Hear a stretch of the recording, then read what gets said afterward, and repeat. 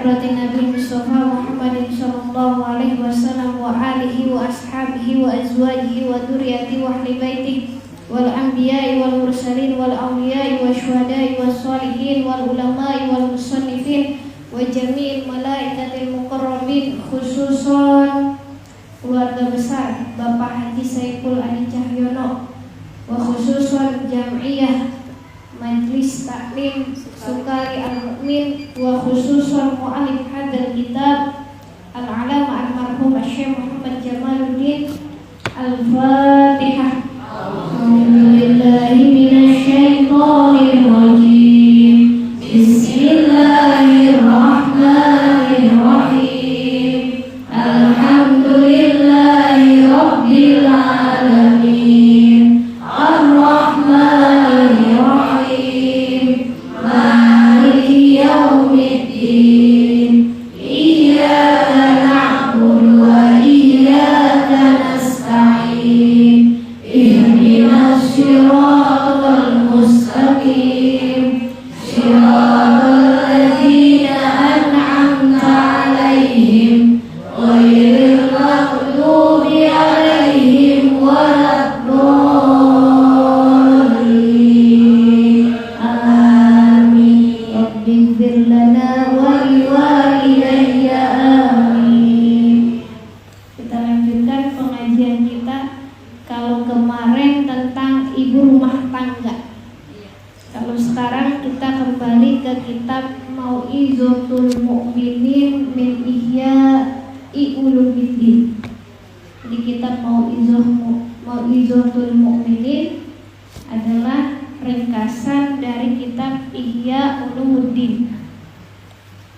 Kalau Mau'izatul Mu'minin karangan Syekh Muhammad Jamaluddin Al-Qasimi, kalau Ihya Ulumuddin karangan Imam Ghazali. Kalau Ihya Ulumuddin ada 5 jilid kebanyakan, jadi kita ambil yang ringkasannya, cuma 1 kitab. Tapi insya Allah tidak mengurangi rasa takzim kita, tidak mengurangi faidah-faidah yang ada di dalam kitab Ihya Ulumuddin. Kita sekarang masuk bab Kitabul Halali wal Haram, kitab tentang halal dan haram. Halal dan haram. Jadi kenapa ini penting? Karena halal dan haram itu nanti harusnya qoblal amal, sebelum ibu beramal. Karena biasanya orang dilahirkan itu dikasih empan dulu, dikasih makan dulu. Makanan itu, minuman itu semuanya harus halal, tidak boleh haram. Kenapa? Fadilatul halal, karena di dalam kehalalan itu ada fadilah, fadilatul halal, keutamaan halal, wa madzammatul haram, dan celaan yang haram. Jadi halal itu ibu ada keutamanya, bukan semata-mata makanan itu halal biasa saja boleh dimakan, bukan. Dan bukan berarti juga yang haram itu tidak ada celaannya. Yang haram pasti ada celaannya. Jadi syariat itu pasti ada kemaslahatan untuk manusia. Kenapa daging babi diharamin? Kenapa ayam halal? Kenapa bebek halal, anjing haram? Itu pasti ada hikmahnya. Kalau Allah Ta'ala fil Qur'anil Karim surah Al-Mu'minun ayat 51. A'udzubillahi minasyaitonirrajim. Bismillahirrahmanirrahim. Kulu, makanlah oleh kalian, minat thayyibat, daripada yang baik-baik.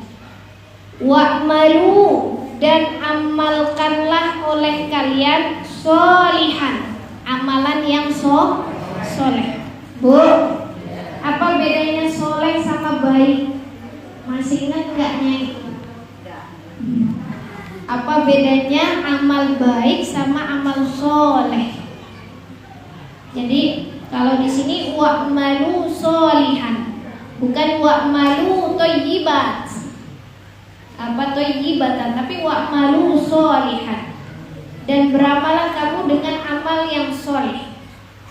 Jadi kalau orang Cina, orang non Muslim lah gitu. Orang non Muslim nanti kalau disebut ini orang non Muslim bisa beramal baik sama ibu, ngasih bonus, ngasih hadiah, ngasih segala macam, kan baik ya, banyak ya, banyak orang non Muslim itu baik, banyak sama kita baik, makanya kita harus baikin lagi. Tapi tidak bisa dibilang amal soleh. Bisa dibilang amal baik, tapi tidak bisa dibilang amal soleh. Karena amal soleh itu syaratnya harus ada iman, harus ada ikhlas. Bukan hanya baik. Ya Bu ya, amal baik belum tentu soleh atau soleh. Tapi amal soleh sudah pasti baik. Jadi amal soleh itu dia baik, dia kebaikan. Dia harus ada iman, artinya kita sebagai seorang beriman yang melakukan kebaikan itu, dan niatnya harus lillahi ta'ala. Itu amal soleh namanya. Maka amal soleh inilah yang abadi, yang sampai kepada akhirat nanti. Itu amal soleh. Kalau amal baik aja belum tentu sampai akhirat. Kalau amal baik aja belum tentu sampai akhirat. Kenapa? Karena barangkali dia tidak beriman, atau barangkali dia tidak ikhlas. Tapi kalau solih itu syaratnya harus iman dan dia harus ikhlas. Jadilah amal itu amal solih. Ibu disuruh di dalam surah Al-Mu'minun ini, yang pertama makan dulu yang baik. Makan dulu yang baik. Yang kedua baru disuruh amal soleh. Ini berkaitan, makanan yang baik dengan amalan yang soleh, sangat berkaitan. Makanya ayatnya kulu minat thayyibat wa'malu sholihan. Jadi ayatnya bergandengan. Makanlah oleh kalian dari yang baik, wa'malu, dan beramallah oleh kalian sholihan, akan amal yang soleh. Umiro diperintahkan bil akli, dengan memakan minat thayyibat, daripada yang baik, yang thayyib.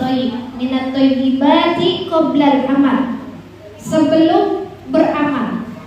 Jadi ibu diperintahkan makan yang baik-baik itu sebelum beramal. Karena nanti ada kaitannya. Amal yang baik itu biasanya dari makanan yang at-thayyibat, dari makanan yang baik. Kalau ibu ngasih makan kepada anak ibu bukan dari yang halal, bukan dari yang baik-baik, jangan salahin. Anak nanti ketika dia besar, dia durhaka sama ibu. Karena apa? Karena makanan yang dimakan itu menjadi darah, menjadi daging, dan itu berkaitan erat dengan kegiatan dan amal dia sehari-hari. Jadi ibu jangan berharap punya anak solih kalau diempani sama makanan-makanan yang haram. Haram ini bukan hanya daging babi, haram juga bisa dari cara memperolehnya. Judi online, macam-macam, menjual barang-barang yang tidak halal, itu juga masuk. Atau dia bermaksiat, mencurangi orang lain, korupsi, itu juga masuk kepada haram. Jadi banyak hal-hal yang haram di sekeliling kita. Jadi hati-hati kalau anak kita mau kita didik, nantinya kita cita-citanya ingin punya anak solih, jangan sekali-kali kita kasih makan dengan makanan yang tidak halal, yang tidak Tidak halal, benar ya. Ini ngetes, ngantuk nggak? Ngantuk nggak nih Ibu? Ternyata nggak ngantuk ya? Nggak ngantuk, alhamdulillah, masya Allah, luar biasa. Jadi jangan sampai ibu pengen punya anak yang baik dunianya, baik akhiratnya, tapi ibu ngasih makanan hasil dari judi online atau ngasih makanan dari sesuatu yang tidak halal. Wakila, dan dikatakan innal murada, sesungguhnya yang dimaksud bihi perintah ini adalah al-halal, yaitu makanan yang halal. Maksudnya kulu minat thayyibat. Thayyibat itu maksudnya al-murada di sini bihi adalah halal. Jadi at-thayyibat yang baik-baik itu berarti harus halal. Nanti ada lagi kan, makanlah makanan oleh kamu halalan thayyiban. Halal lagi juga baik. Ya Bu ya. Jadi yang dimaksud di dalam ayat ini at-thayyibat adalah yang halal. Wa qala ta'ala wa la ta'kulu amwalakum bainakum bil batil. Wa la ta'kulu, dan janganlah kamu memakan amwalakum, harta-harta mereka. Nah, ternyata makan itu bukan hanya makanan di sini Bu. Di dalam ayat Al-Qur'an surah Al-Baqarah ayat 188. Kalau tadi kan surah Al-Mu'minun kulu minat thayyibat, makanlah olehmu daripada yang baik-baik. Di dalam Al-Baqarah ditambahin lagi ayat 188, wala ta'kulu amwalakum, dan janganlah kamu makan harta-harta mereka. Ternyata bukan hanya makanan yang berbentuk makanan, tapi harta juga bisa jadi dia menjadi makanan gitu. Jadi janganlah kamu makan dari harta-harta mereka, bainakum, di antaramu dengan antara mereka, bil batil, dengan cara yang batil. Tadi maksudnya apa cara batil itu? Ya tadi dari cara yang tidak halal. Korupsi kan sekarang mah jangankan pejabat Ibu ya, Masya Allah, kadang-kadang di ranah apapun ada korupsi. Bahkan seorang ustadzah juga kalau tidak amanah, misalnya dititipkan sesuatu, kalau tidak amanah bisa jadi juga korupsi. Jadi hati-hati, itu juga termasuk tidak halal atau masuknya haram. Kita yang diamanahkan megang uang apapun, apalagi uang rakyat, jangan sampai kita pakai uangnya. Kan kita dapat gaji ya, kalau gaji halal. Tapi kalau uang rakyat kita pakai,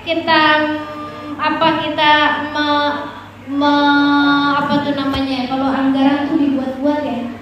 Ya. Nah, itu enggak halal. Judi online juga enggak halal. Atau ibu ya maksiat lah, yang menzolimi orang lain itu tidak halal. Atau menjual barang yang tidak halal itu juga masuknya perkara yang haram. Apapun yang tidak baik, yang secara syariat merusak, berarti tidak halal. Jadi bil batil, dengan cara batil, jangan. Wa qala ta'ala, ditambahin lagi nih firman Allah Ta'ala di dalam surah An-Nisa ayat 10.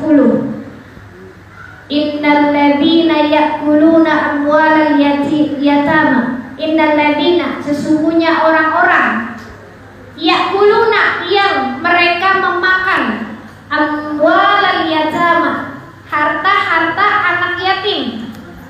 Jadi kalau zamannya Rasulullah dulu ada anak yatim. Yatim kan ada yang ditinggalin oleh orang tuanya, ada yang orang kaya ya Bu ya, punya harta. Ada juga yang gak punya harta. Ini yatim punya harta, ditinggalin sama orang tuanya, kan dititipin tuh hartanya sama saudaranya. Nah, kebanyakan ketika dititipin harta yatim itu dia gak amanah, tidak amanah. Dia innal ladzina ya'kuluna amwalal yatama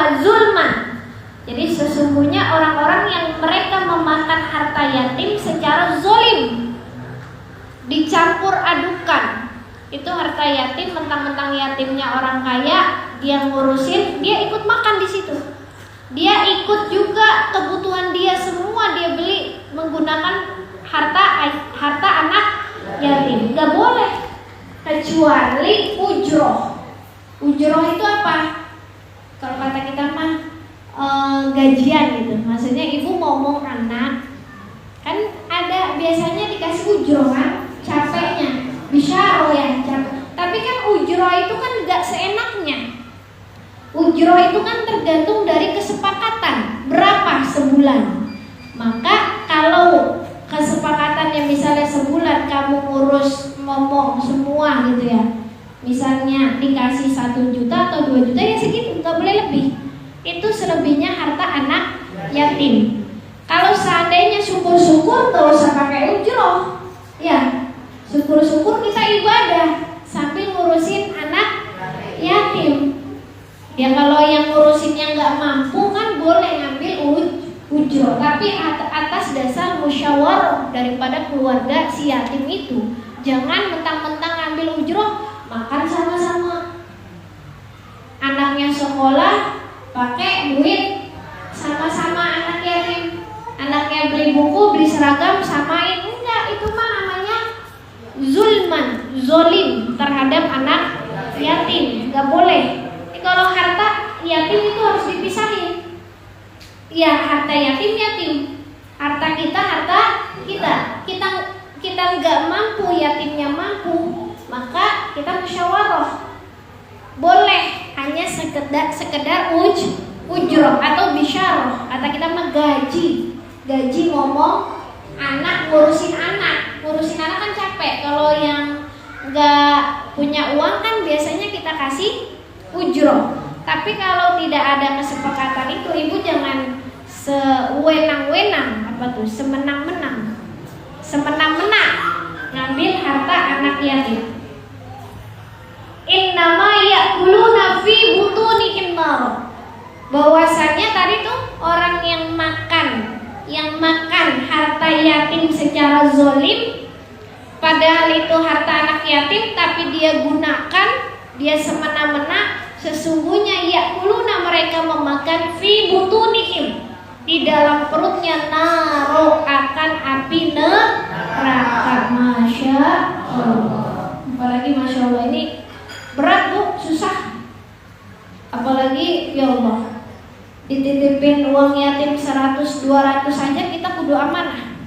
100-200 ribu aja kudu amanah. Apalagi kita nggak tahu kalau pejabat itu dititipin uang rakyat triliunan ya. Susah itu. Kalau yang namanya uang, kalau nggak benar-benar amanah, susah. Makanya mudah-mudahan kita mah nggak usah jadi pejabat lah. Kalau misalnya khawatir kita korupsi, berikan orang biasa ngurusin harta sendiri nggak seberapa gitu ya, daripada nanti ibu tergiur. Mungkin Allah nggak menjadikan kita pejabat karena takut kita tergiur. Tapi kalau godaan setan, apalagi pejabatnya laki-laki, istrinya yang pengen wah. Kadang-kadang kan istrinya kayak gitu, gak cukup pengen mentang-mentang suaminya naik jabatan. Masa abang naik jabatan kita masih pakai motor sih bang, mobil dong. Nah masa naik jabatan masih pakai mobil apa sih bang, mobil sedan dong. Nah itu yang biasanya ngegoda laki-laki untuk korupsi. Hati-hati. Kalau dia korupsi, kalau dia makan harta anak yatim secara zolim, ini bukan hanya harta anak yatim secara zolim, harta siapapun kalau ibu makan, ibu gunakan secara zolim, innama ya'kuluna fi butunihim nar. Seakan-akan ibu makan, di perut ibu itu ada api neraka. Maksudnya apa? Nanti ditafsirkan. Kalau ibu makan api neraka, ibu makan dari sesuatu yang zolim, itu kan makanannya jadi darahnya jadi daging. Dagingnya itu kan nempel pada tubuh ibu. Nah itu seakan-akan ibu makan bara daripada api neraka. Ketika ibu mau masuk surga susah, karena api nerakanya. Ketika ibu mau berbuat kebaikan gak semangat. Kenapa gak semangat? Karena ibu yang dimakan bukan keberkahan, api neraka yang dimakan. Wa sayaslawna sa'iro, dan mereka akan masuk ke dalam api sa'iro yang menyala-nyala. Ternyata akibat makanan yang haram aja, Bu, yang haram, yang harta itu dihasilkan dari sesuatu yang zalim, hak orang lain misalnya, itu bisa menyebabkan kita masuk neraka. Kita sholat, kita ibadah, kita ngaji, tapi makanannya masih dari yang haram. Susah tuh, susah. Makanya biasanya orang kayak gitu ngajinya bukan lillahi ta'ala. Kenapa? Susah, karena makanan itu berpengaruh dengan amal. Wa qala ta'ala, ditambahkan lagi firman Allah Ta'ala dalam surah Al-Baqarah ayat 278, ya ayyuhalladzina amanu taqullah. Ya ayyuhalladzina amanu, wahai orang-orang yang beriman, ittaqullah, bertakwalah kepada Allah. Wadaru, dan tinggalkanlah olehmu ma baqiya minar riba, daripada apa yang tersisa dari riba. In kuntum mu'minin, jika kalian adalah termasuk orang yang riba, Bu.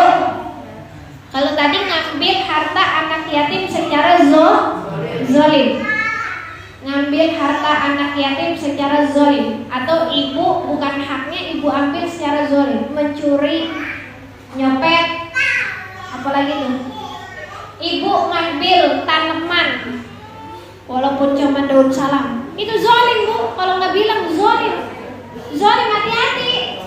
Iya, comot aja. Ada orang yang nggak, kecuali itu milik bersama. Kalau milik bersama udah kesepakatan wilayah, ini punya bersama, ya Bu ya. Berarti ibu juga punya hak pakai. Kalau itu milik bersama, udah jelas-jelas itu punya Mama Hajah Dewi. Main nyomot nggak bilang, itu namanya zolim, sama. Zolim, nggak boleh. Minta ridonya. Yang pernah nyomotin daun salam punya orang, jelas punya orang, itu punya orang, punya siapa, ibu minta ridonya. Mumpung ibu itu kan nanti makanan itu sebenarnya udah jadi nar di dalam ibu kan, daging ibu. Kalau ibu minta ridonya, kalau minta ridho itu harus kepada orangnya langsung, Bu. Kalau dia ridho jadi halal. Tapi kalau orang korupsi minta ridho sama seluruh rakyat Indonesia, gimana itu? Sulit itu. Makanya jangan sampai ada, apalagi anak kita yang jadi pejabat, sampai kita korupsi. Fa illam taf'al, ini maaf, baqiya minar riba, Bu. Jadi riba itu adalah baqiya, yang tersisa. Itu riba itu biasanya adalah uang yang gak jelas, kelebihan, uang gak jelas. Misalnya ya tadi judi online, itu bagian daripada riba, kan gak jelas. Atau misalnya kalau ibu jangan tanya saya mengenai bunga bank. Kalau bunga bank itu banyak pendapat, khilafiyah. Ada yang mengatakan riba, ada yang mengatakan bukan riba. Jadi itu nanti khilafiyah. Sulit kita menghindar daripada bank konvensional. Kalau bisa pakai bank syariah, pakai bank syariah, itu lebih aman. Ya Bu ya, lebih aman. Tidak ada khilafiyah.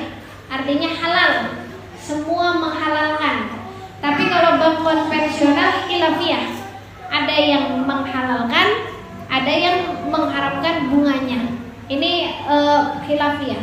Tapi kalau kita di Jakarta khususnya, itu justru lebih banyak bank konvensional.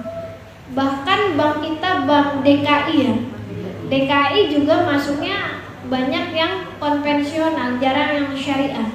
Kalau ibu sebagai guru atau sebagai pejabat atau sebagai karyawan di sebuah institusi, itu kan mau gak mau harus buat bank yang sesuai dengan MOU daripada perusahaannya. Perusahaan itu kan macam-macam, gak semuanya ngambil bank syariah, ada yang konvensional. Makanya di sini ulama khilafiyah, gak masalah. Kalau khilafiyah berarti masih halal gitu ya. Walaupun ada yang mengharamkan, yaitu itu kalau ibu dapat bunga lebih baik sodako aja lah, sodakohin gitu ya. Kalau mau yang warok mah gitu. Tapi itu sesuatu yang khilafiyah. Riba ini sesuatu yang jelas-jelas dia haram. Saya tidak bahas lagi tadi bunga bank konvensional karena khilafiyah. Ini yang jelas-jelas haram. Seperti apa? Riba yang jelas-jelas haram. Kalau zaman sekarang mungkin udah jarang rentenir ya. Masih ada nggak? Oh, masih banyak. Nah, kalau pinjol tuh udah pasti riba. Coba Bu, bayangin ibu minjem pinjol, misalnya pinjol minjem, saya nggak pernah sih ya, gimana ya? 50 juta, nanti bunganya tuh bisa gede itu. Ya, nggak tahu ya. Ya, saya dengar aja dari teman-teman. Maksudnya bahkan dia hanya minjem ratusan ribu bisa sampai berjuta-juta. Itu kan riba, nggak jelas. Maka jelas-jelas haram. Jelas haram itu mah. Ada yang dirugikan. Kalau haram itu udah pasti ada yang dirugikan.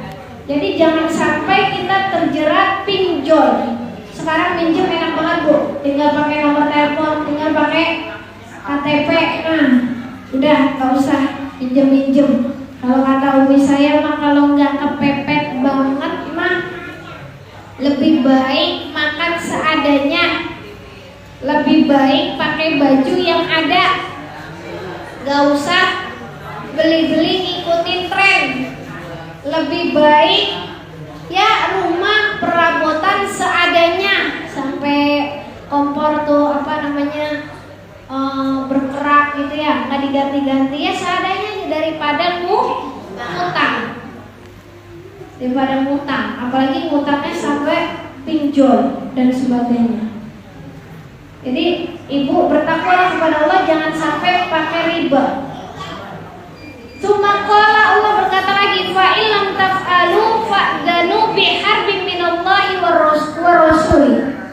Maka jika kamu tidak melaksanakannya, fa'danu, ketahuilah, biharbin minallahi warrasul, akan terjadi perang nih Bu.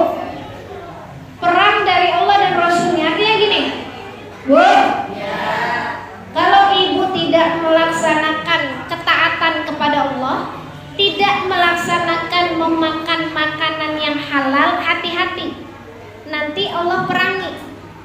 Perang itu apa? Coba aja. Perang itu bukan berarti kayak di Gaza, Palestina kayak gitu Bu.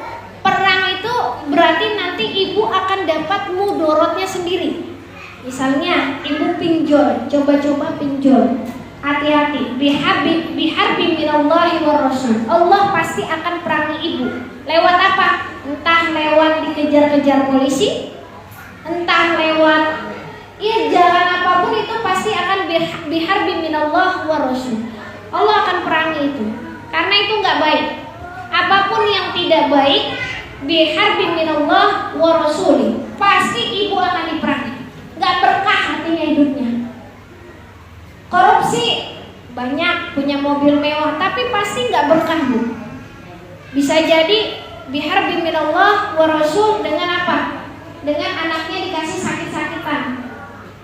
Bisa jadi biharbi minallah wa rasul dikejar-kejar polisi terus.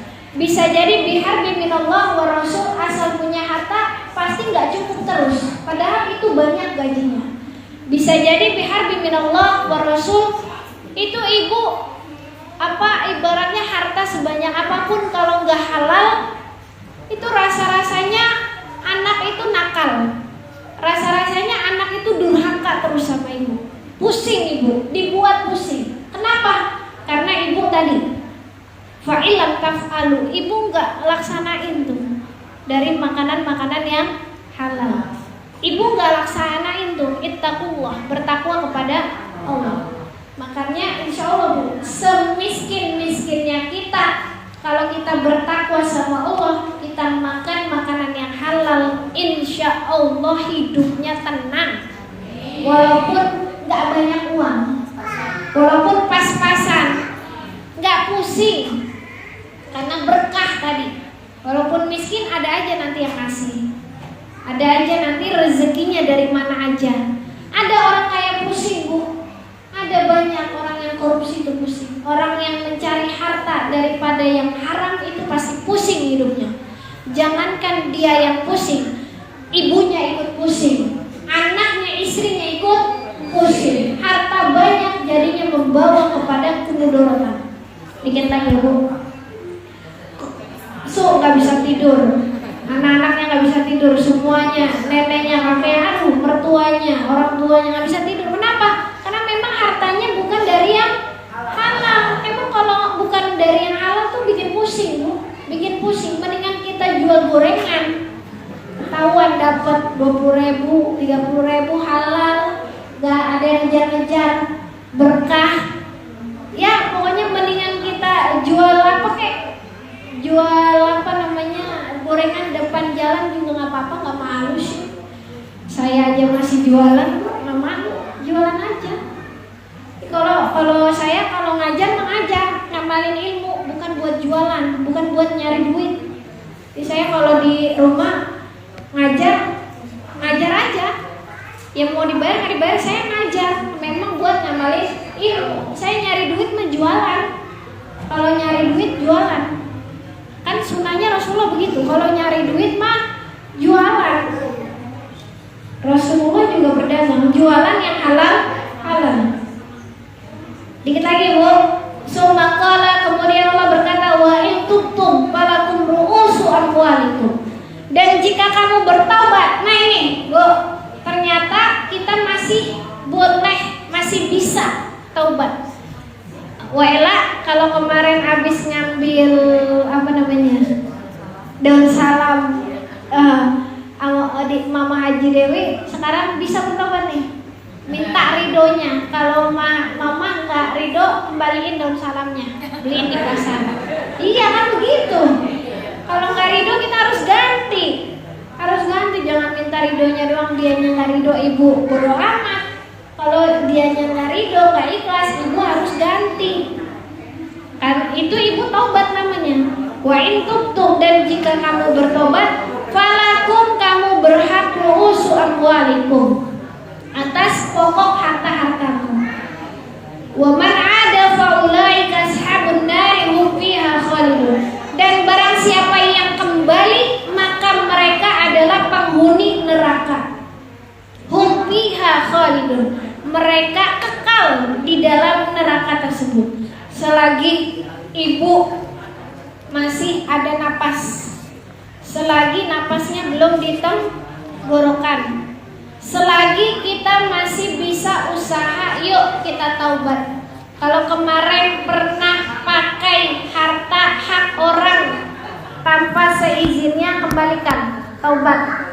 Kalau kemarin Allah itu enggak saklek, kita pernah berbuat maksiat lalu Allah langsung naruh di neraka, enggak. Tapi kita masih dikasih kesempatan untuk Al-Fatihah. A'udzubillahi minasyaitonir rajim. Bismillahirrahmanirrahim. Alhamdulillahi rabbil alamin. Ar-Rahmanir-Rahim. Maliki yaumiddin. Iyyaka na'budu wa iyyaka nasta'in. Ihdinas siratal mustaqim. Siratal ladzina an'amta 'alaihim ghairil maghdubi 'alaihim waladdallin. Amin. Ighfir lana wa liwalidayya. Amin. Ya Rabbi